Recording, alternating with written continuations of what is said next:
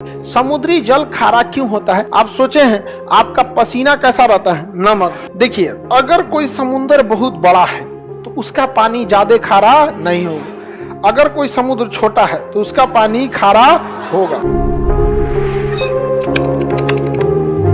महासागर का जितना भी जल होता है खारा होता है, हम उसे पी नहीं सकते।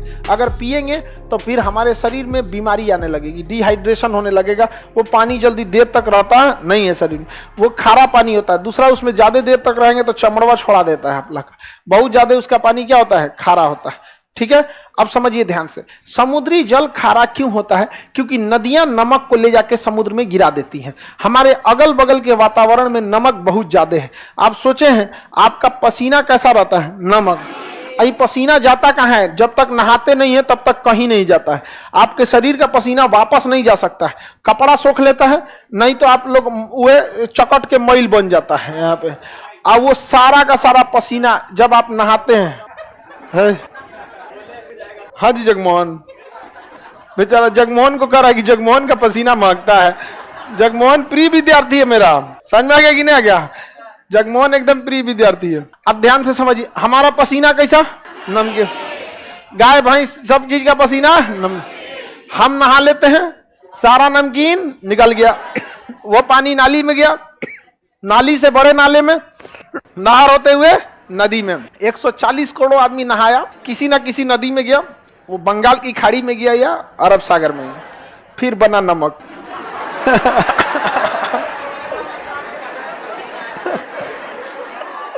वो नमक कहाँ है?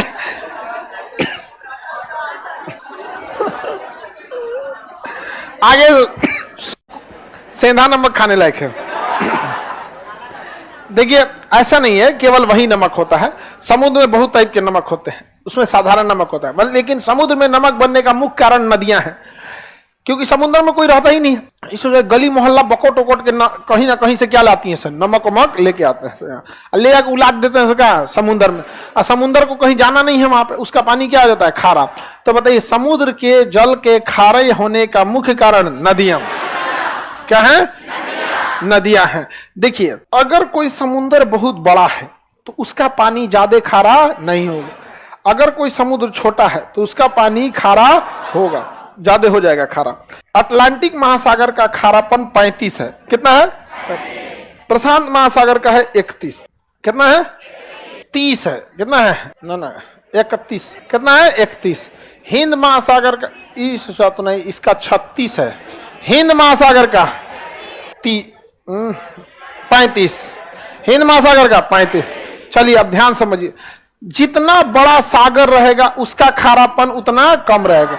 इसका परसेंटेज ऐसा साइन होता है, 2 को लगा दिया जाता है खारेपन का। तो बताइए, प्रशांत महासागर का खारापन 31, अटलांटिक का 36, हिंद महासागर का 35। हिंद महासागर का सबसे खारा महासागर प्रशांत महासागर, सॉरी अटलांटिक महासागर। सबसे ज्यादा खारा अटलांटिक में, जिसका रीजन समझिए अब आप खुद से। इधर से भी नदियां इधर गिर रही हैं, इधर की भी नदियां इधर गिर रही हैं, इस साइड की नदी इधर, इस साइड की नदी इधर, चारों ओर से उलाट दिया इसी में ले आके। इसका पानी क्या हो गया? खारा।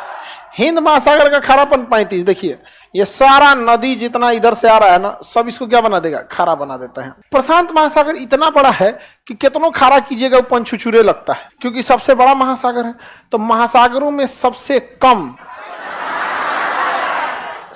कम लवणता प्रशांत, सबसे ज्यादा लवणता हाँ, और हिंद महासागर का 35। तो हिंद महासागर की लवणता को ही हम महासागरों की औसत लवणता मान लेते हैं। तो महासागरों की औसत लवणता 35।